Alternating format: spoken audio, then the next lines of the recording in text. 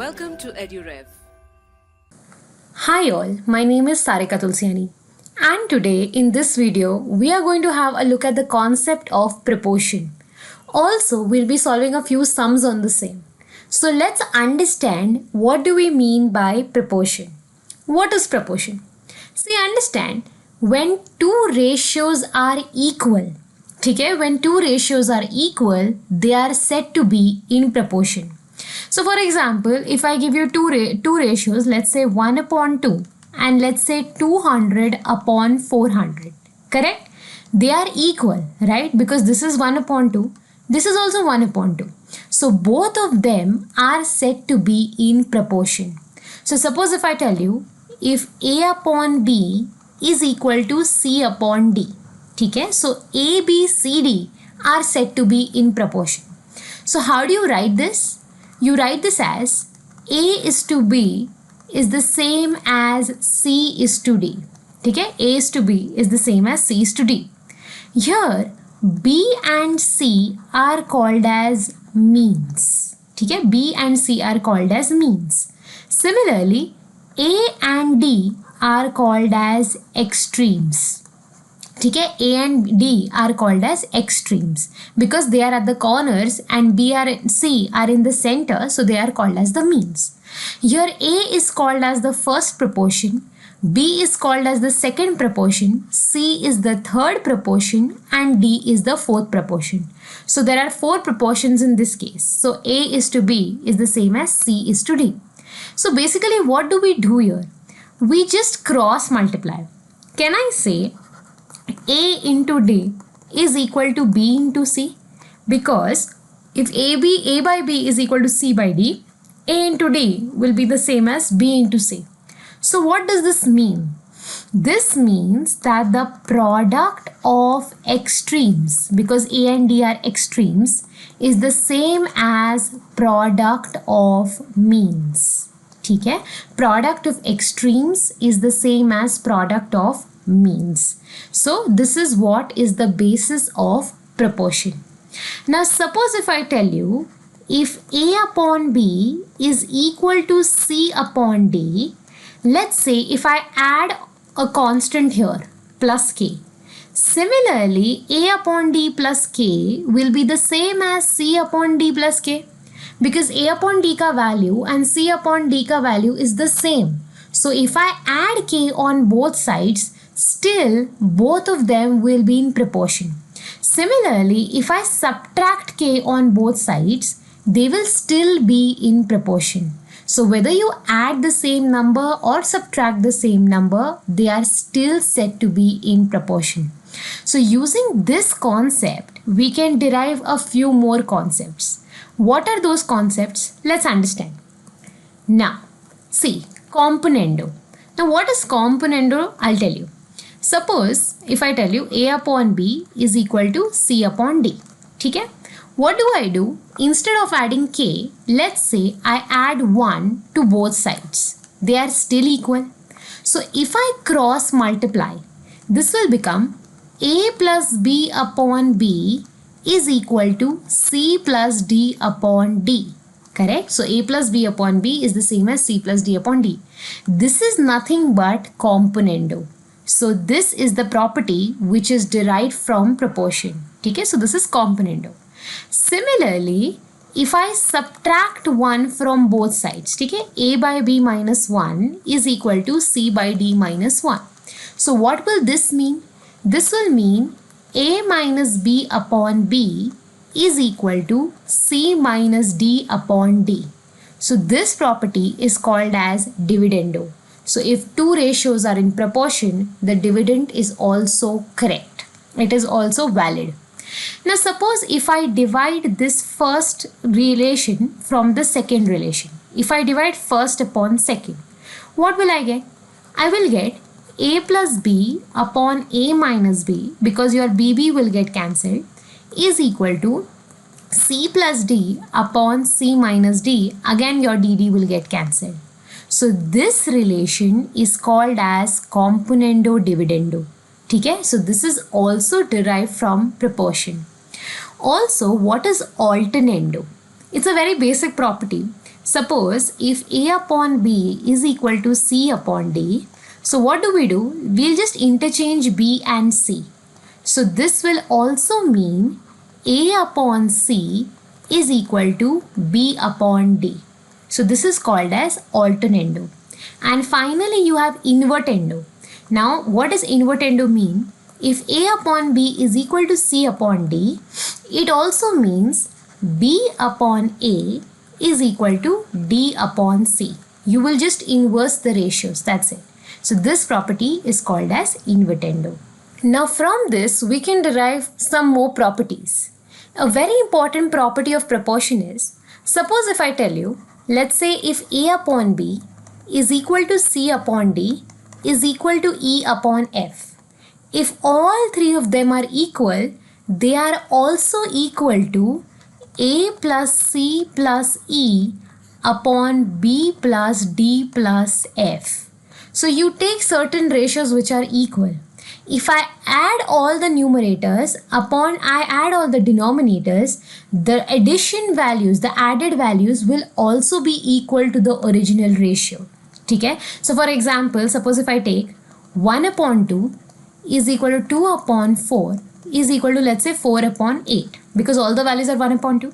So this is equal to 1 plus 2 plus 4, which is 7 upon 2 plus 4, 6 plus 8 is 14, which is also 1 upon 2.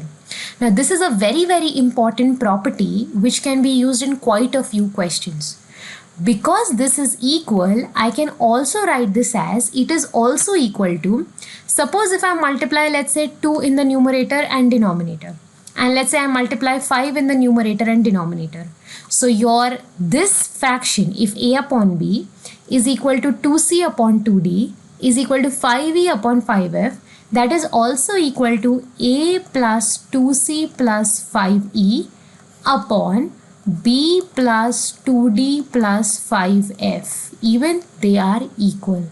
So you can take any number in the numerator denominator, it will still be equal to the original one.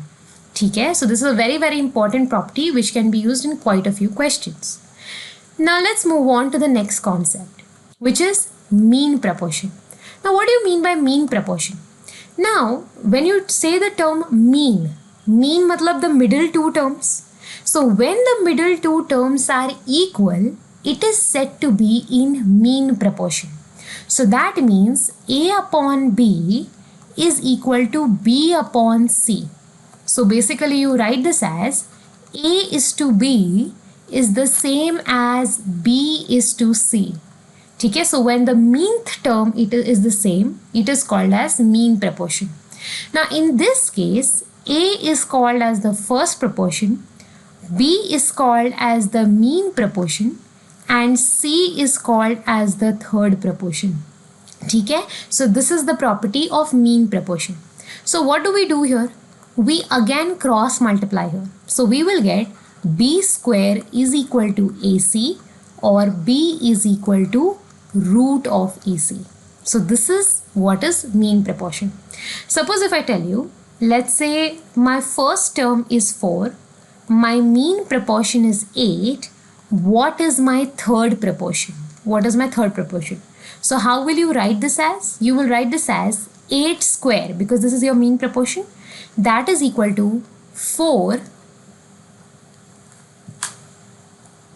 into your third proportion. So this is 64 is equal to 4 into your third proportion. So 64 upon 4. So 16 fours are 64. So this 16 is nothing but your third proportion. So this is how you can calculate whatever value which is asked. Okay?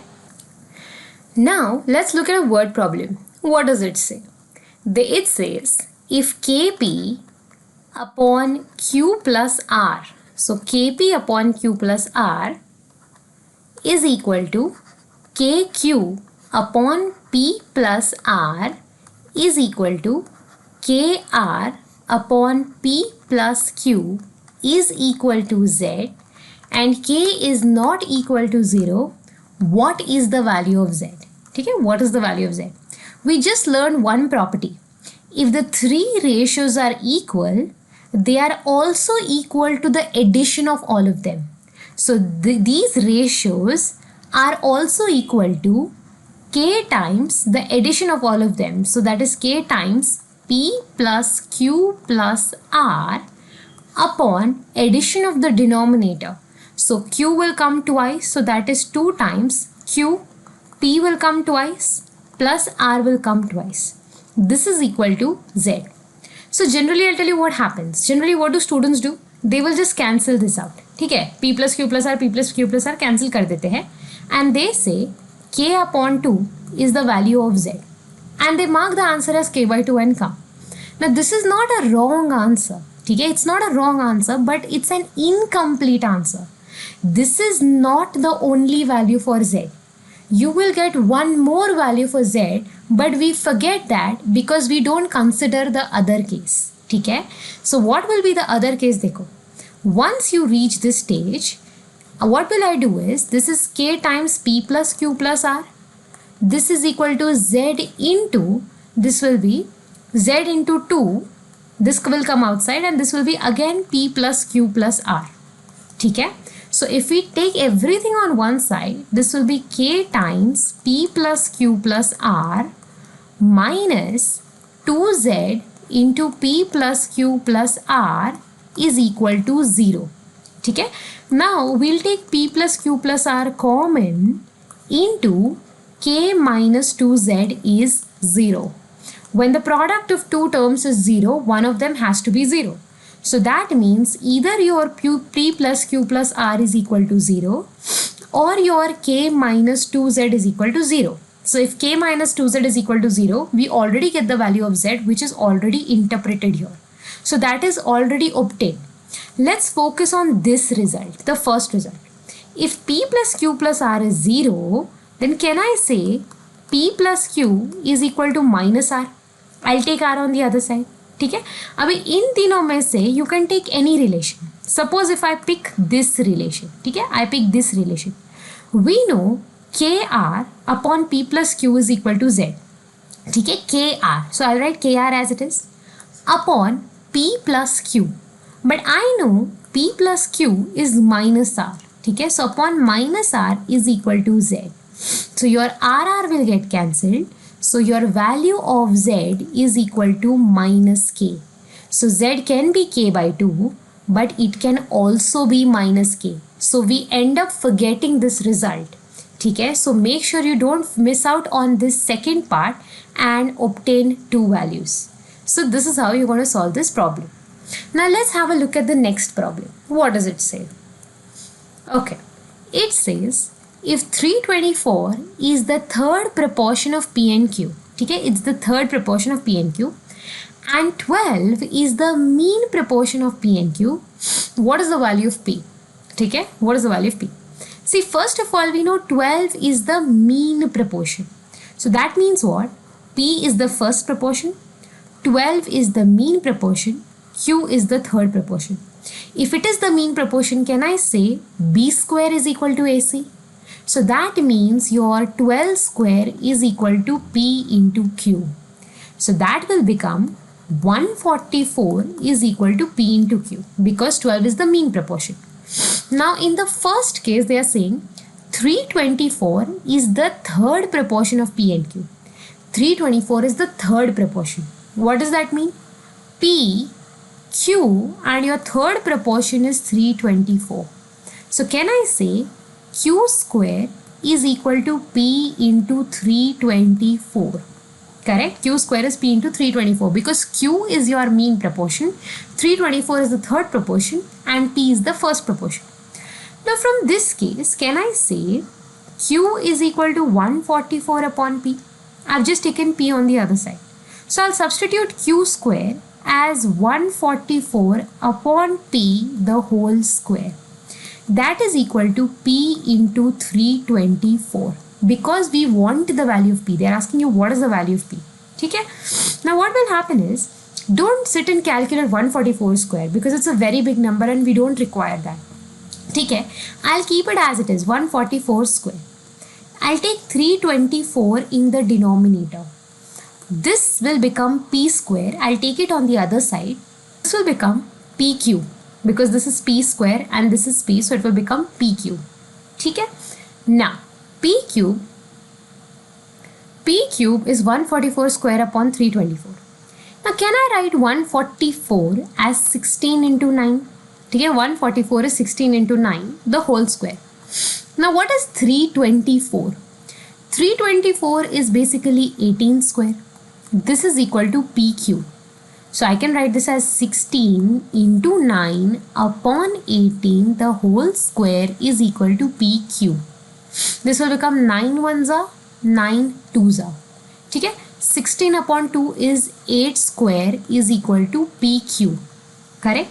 8 square is what? 8 square is 64 is equal to p cube. 64 is p cube. So can I say 64 is 4 cube? 4 cube is equal to p cube. So your value of p will become 4. So this is your answer. So the main part of this question was to understand what is the mean proportion and what is the third proportion and how to apply the concept here. Okay? Now let's look at the next question. What does it say? There are two numbers a square and 9. Their mean proportion is b. Find the value of the given expression. They're asking you what is the value of this expression. So you have two numbers. First is a square, second is 9. The mean proportion is b. So the middle value is b. So if mean proportion is b, can I say b square is equal to first term into last term? So b square is a square into 9. So b square is equal to 9a square. Can I also say b is equal to 3a? If b square is 9a square, b is definitely equal to 3a. Now they are asking us what is the value of a square plus b square upon b square minus a square. What is the value of this expression? Now what I can do is I can substitute b is equal to 3a. So what will happen? A square will be as it is. B square will be 9a square upon b square is again 9a square minus a square. So 1 plus 9 will become 10a square upon 9 minus 1 will become 8a square. So a square will get cancelled. 10 upon 8 is the same as 5 upon 4. So if you want to convert this into a decimal value, it will become 1.25. So value of the given question or the solution is 1.25. Okay? So in this video, we have seen the basic concept of proportion and solved a few good questions on the same. So once you're done with watching this video, I would request you to go and try certain questions on this topic. We have a huge range of questions prepared by EduRev educators. So please go and try those questions amongst the mock series. So once you're done, once you give the mock test, you'll be really confident whether you're really sure about the topic or not. And then you can come back and ask your doubts and queries regarding the same. For anything or for any query, you can write into us at support@edurev.in, and for anything else, you can also visit the website, that is www.edurev.in. I hope this video has cleared your concept of proportions. Thank you so much.